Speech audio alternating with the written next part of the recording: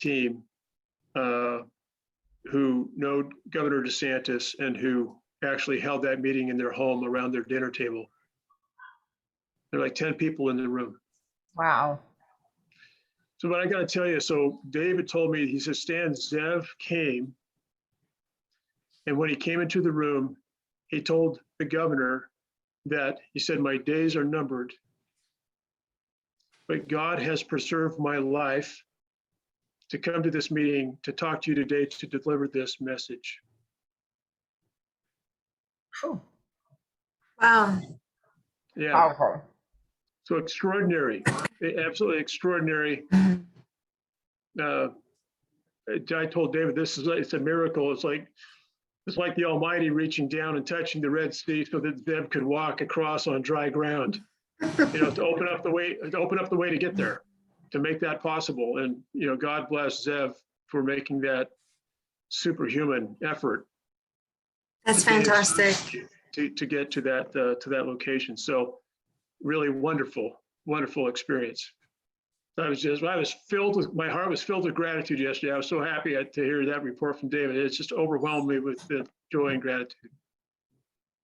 Well, thank you for sharing with us. Yes.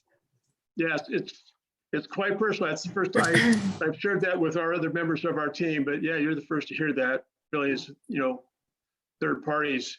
We want to share that because we're encouraged that light overcomes darkness, and it requires us to show up and be the bearers of that light and to step toward the darkness. Yeah, that's for sure.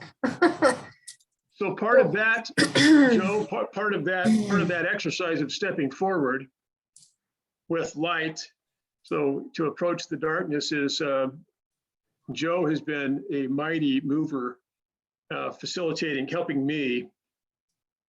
Joe's been primarily responsible for building out the vision that we've had of this Prosecute Now website.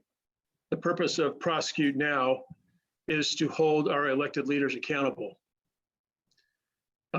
It's to force, by voice of the people, our state elected officers to appoint special prosecutors and independent counsel to investigate the crimes that have been committed, and to prosecute the perpetrators for those crimes. And so we've built this website, prosecutenow.com. We have some, all the Supreme Court, the cases that we're pursuing, the Supreme Court cases that we have pursued. You see here what we have is already prepared as the proposed indictment that we're ready to provide to states, attorneys general and prosecutors, an indictment against the criminals. Ready to go, and with the evidence. The other thing that's possible of Prosecute Now, the primary motivator, what we want people to do is, Joe, if you'll pull that up, it's to send demand letters to our state officials. So this is the splash page of prosecutenow.com. So you choose your state, and I choose a demand letter. Here's demand letters that are based on legal theories and facts. So I can choose a demand letter based on deceptive practices that the government and others have engaged in. Actually calling this injection of vaccine is a deception. Wow. Based on the law. It's a deception regarding a medical product. In Utah, that's a felony.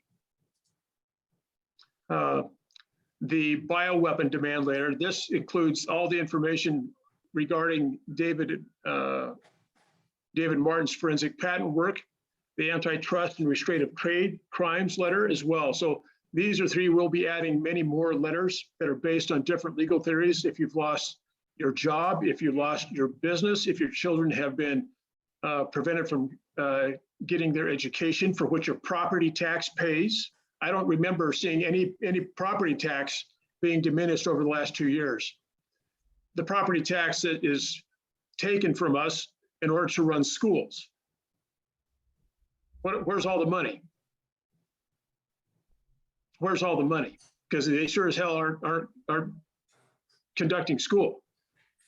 So what people do is you go here, you choose the letters that you want to send to your state elected officials. So if you choose your state, we already have all their emails identified. This means all governors, all attorneys general, lieutenant governors, the leadership of the legislatures, both the Senate and the House in every state. These letters will be sent from your email to those offices demanding, based on these legal theories and offenses, demanding the appointment of special counsel. You put in your name and then go ahead, Joe, then submit these letters that will then populate to your account here. Then you proceed, and then you send them. And this will send those emails to all of those state elected officials. We know when they're delivered. We know what they say. And now those elected officials are officially on notice. Mm-hmm. What happens when they're on notice and there are crimes committed, if they do not act against that, they're complicit. We were So just speaking, we've been speaking about this for the past couple of weeks. The aiding and abetting. Yeah, the same formula. We need hundreds of thousands of citizens. This portal is the point of Prosecute Now is to be an aggregator of the voice of the people to demand that our state elected officers appoint special counsel to investigate and prosecute the criminals. And if they don't, they're on notice and they're complicit and we're coming after them. We'll prosecute them as well. We will find prosecutors. Thank you so much for doing that. Thank you for setting that up. I know it's a complex and it's a daunting task. And we've been talking about this for the past year, and there's never enough hands on deck. And people don't want to be the first, and people are afraid. So thank you for taking the initiative to get it done and helping. I'll tell you what, when we act together, we're unbreakable. Absolutely. 100%. Yeah. And so, we encourage you to go to the site. All of that, what Joe just Joe just promised that it'd be active in 24 hours. So, all right, Joe. That's awesome. Yeah. We sent it over to Dave Martin for his personal review today. I'll tell you what made this site necessary is the fact that we could not find one public official to take action. We could not find one attorney general to investigate and prosecute, not one. Well, I remember Dr. Martin was always talking about that. No matter who is trying to talk, nobody wants to take it. They'll agree, and then ironically, on the day of the meeting, something happens and they're not available anymore. Yeah, but now if they're put on notice and then they don't do it, then now they're accountable. We've been talking about this, and again, it's just not enough hands on deck. This can't be our full-time job right now. I wish it could. Well, so we wanted to make this simple, Christy. The objective with Prosecute Now was to simplify the work that everybody needs to do. Yeah, so that's perfect. Go there, identify the letters that you want to send, put your name on them. All of them. Push send.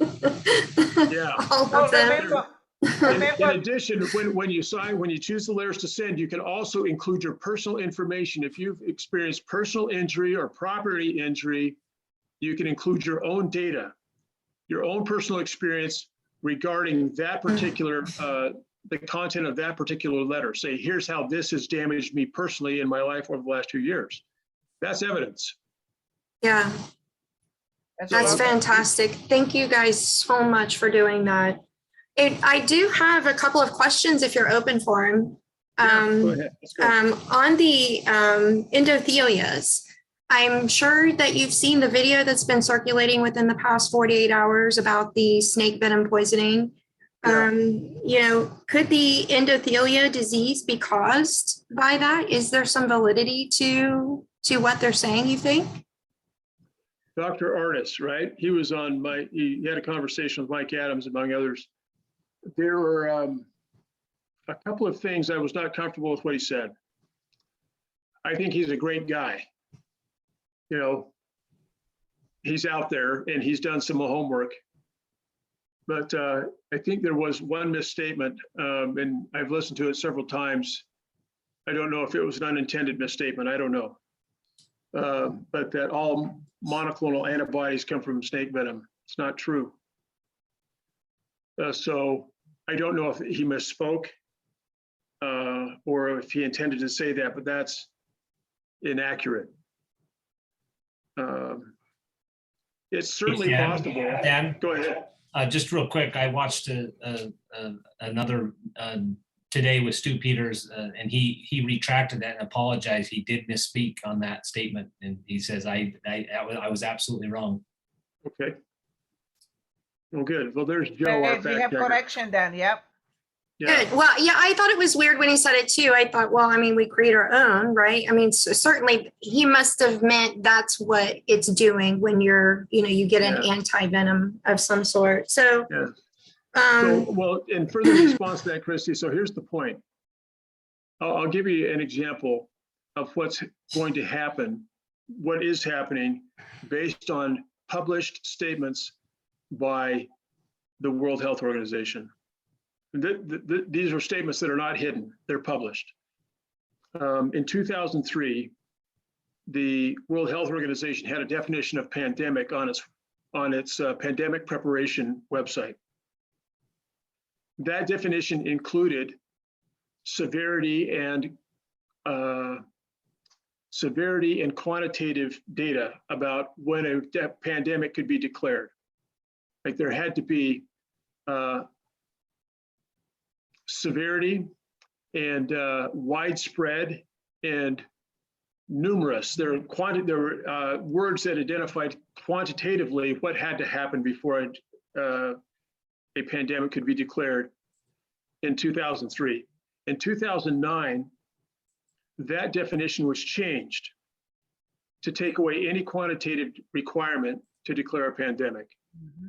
It was reduced to a new virus to which humans had no immunity. And so